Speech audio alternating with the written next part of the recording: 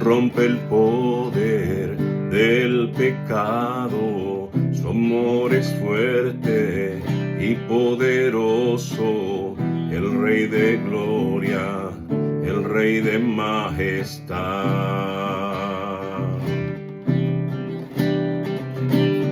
Conmueve el mundo con su estruendo y nos asombra con maravillas, el Rey de gloria, el Rey de majestad. Gracias sublime es, perfecto es su amor. Tomaste mi lugar, cargaste tú mi cruz, tu vida diste ahí y ahora libre soy. Señor, te adoro por lo que hiciste en mí.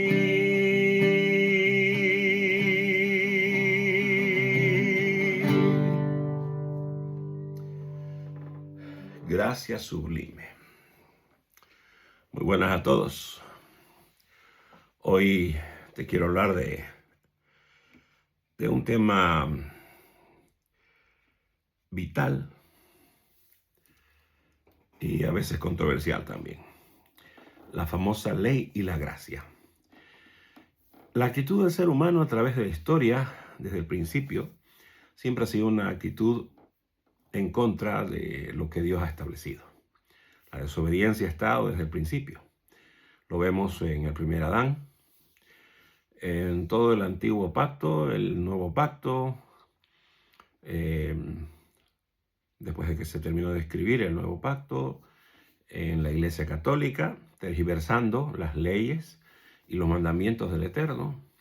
Luego vino la Iglesia Protestante, que heredó parte de esos cambios negativos en los preceptos bíblicos, y luego empezamos a conocer el tema de la doctrina de la ley y la gracia, que algunos estudiosos dicen que eso se ha practicado desde el antiguo pacto, pero en realidad su formulación moderna surgió con la Reforma Protestante, que separó, contrastó y las puso ambas en oposición, o sea, la ley con la gracia. Pero yo hoy te quiero dar, por decirte, ejemplos de ley en el antiguo pacto, que es lo normal. Por ejemplo, la expulsión del huerto de Edén de Adán y Eva como resultado de su desobediencia.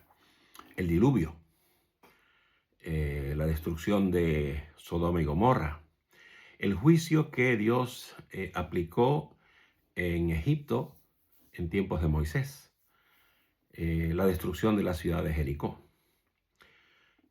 Y también te quiero dar ejemplos de gracia en el antiguo pacto. Por ejemplo, la historia del rey David, que después de los tremendos pecados que cometió, Dios le dio la oportunidad de arrepentirse, lo hizo, y él aplicó gracia en David y lo perdonó. Sansón, que pecó en contra de los dones y el llamado que Dios le había dado a su vida. Dios no permitió que él muera, sino lo mantuvo vivo hasta el final, y él oró a Dios en su último día para que Dios le diera la oportunidad de honrarlo, y él lo hizo. Nínive. Dios salvó a Nínive enviando a un profeta que primero desobedeció, pero al final, no, por la presión divina, tuvo que obedecer y Nínive se salvó. Rahab, una mujer que vivía en la ciudad de Jericó, que era parte, ¿no? Tendría seguramente ciudadanía de Jericó. Pero aparte de eso, era una mujer, digamos, de una vida inmoral, y sin embargo, ella pidió misericordia a los espías y Dios tuvo misericordia de ella. Fue la única con su familia que se salvó en Jericó.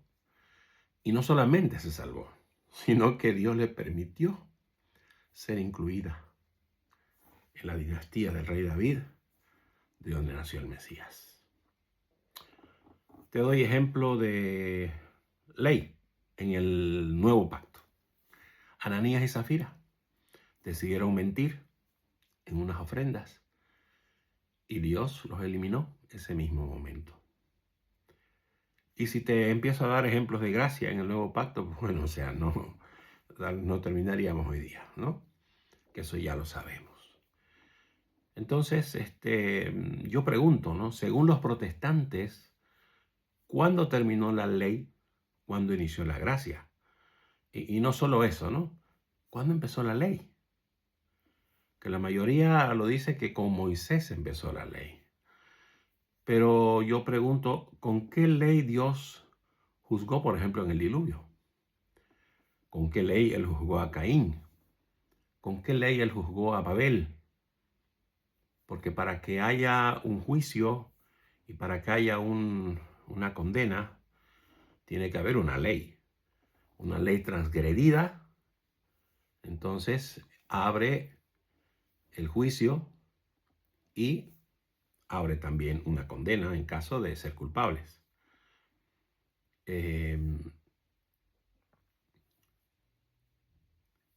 ¿Con qué ley también él juzgó a todos aquellos, digamos, ¿no? que fueron susceptibles, digamos, al juicio divino?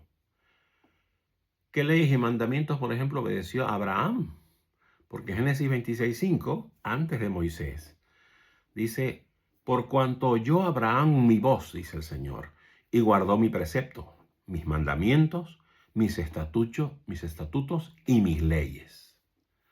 O sea que antes de Moisés había una ley, lo que se llama la ley oral. Desde Moisés lo que hubo fue la ley escrita, pero ley siempre hubo.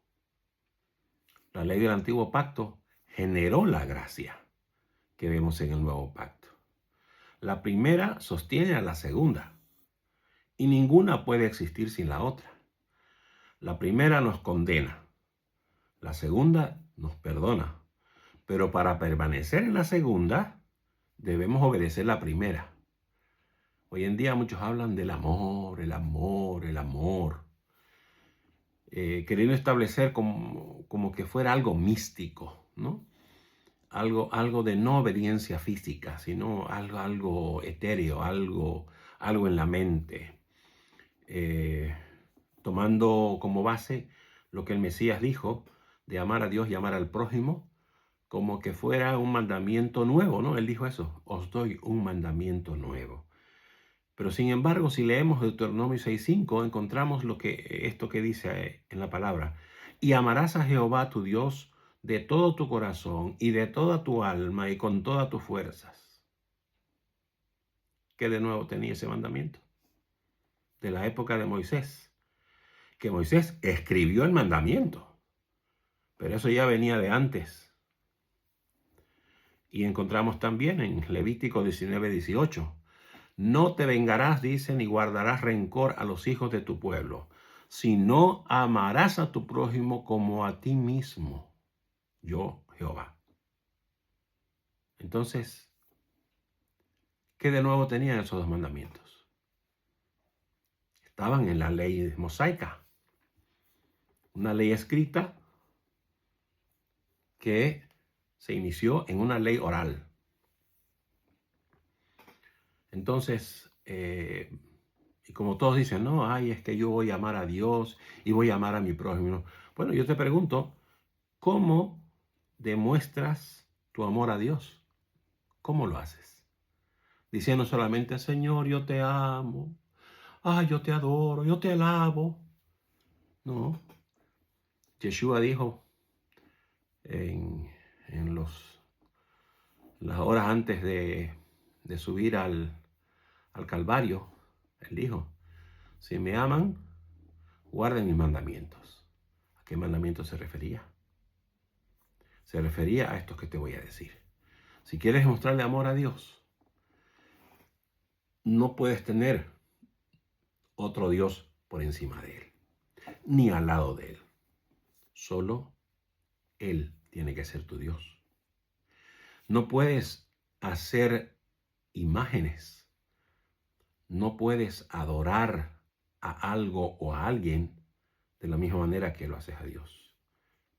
No puedes sustituir el lugar que Dios demanda, ordena y establece por cualquier cosa o cualquier persona. Tercero, no puedes usar el nombre de Dios en vano. Decir que haces esas cosas por Dios y no es así. O como muchos hoy en día dicen, ¿no? El Señor me habló, el Señor me dijo. Si te dijo algo diferente que su palabra, estás mintiendo. Porque Él ya dijo todo lo que tenía que decir en su palabra. Si hay algo que tú dices que el Señor te dijo y no está en su palabra, entonces no fue el Señor el que te dijo. Y número 4, dice en el libro de Éxodo, dice, acuérdate, dice, del Shabbat. Algo que a la mayoría no le gusta escuchar. Y luego en Deuteronomio dice, guarda el Shabbat. ¿Por qué la diferencia de primero decir acuérdate?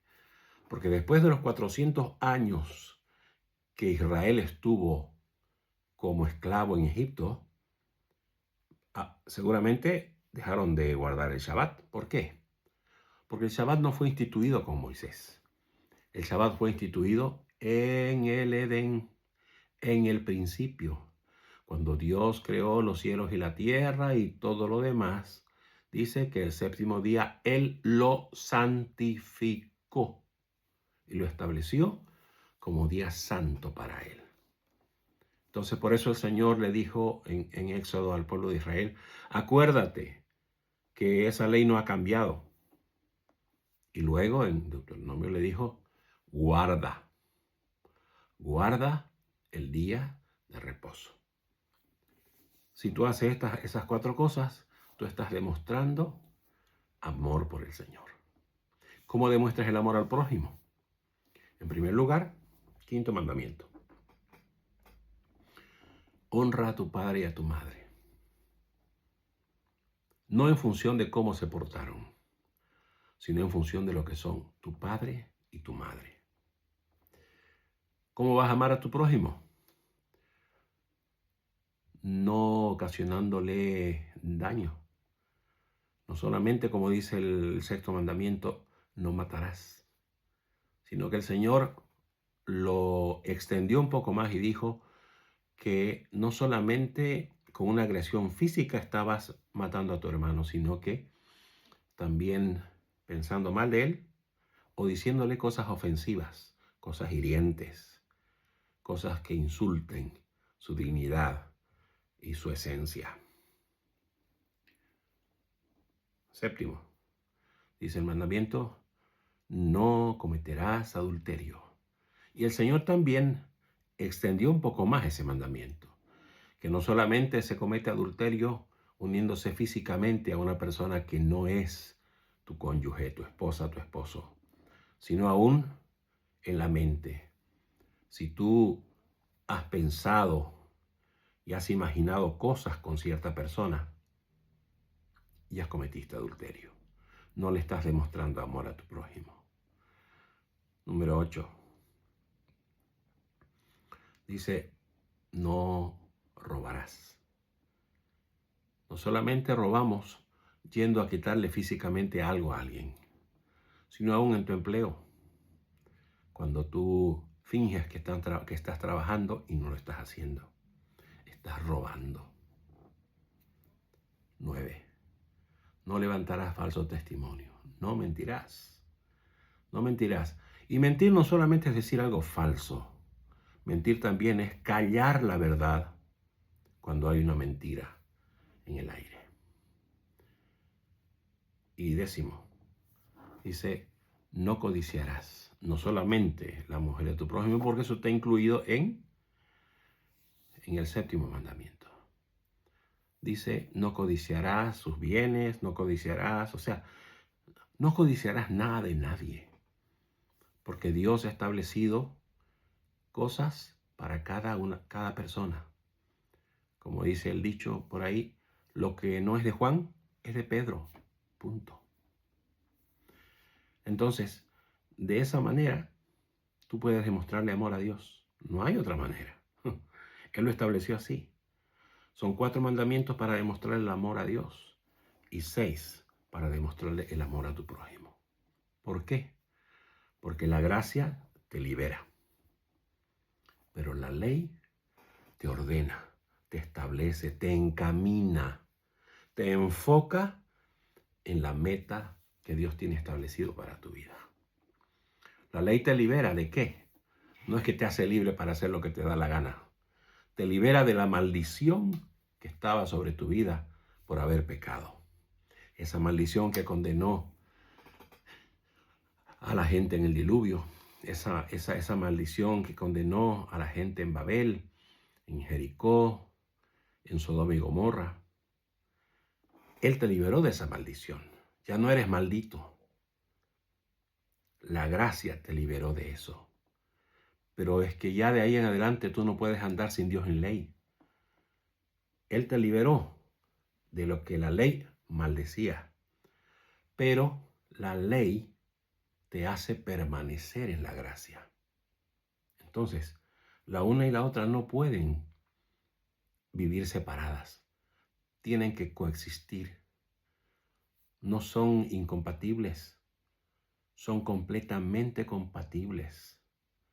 Así es que si tú vives en la gracia, tienes que obedecer la ley. No estás libre de eso.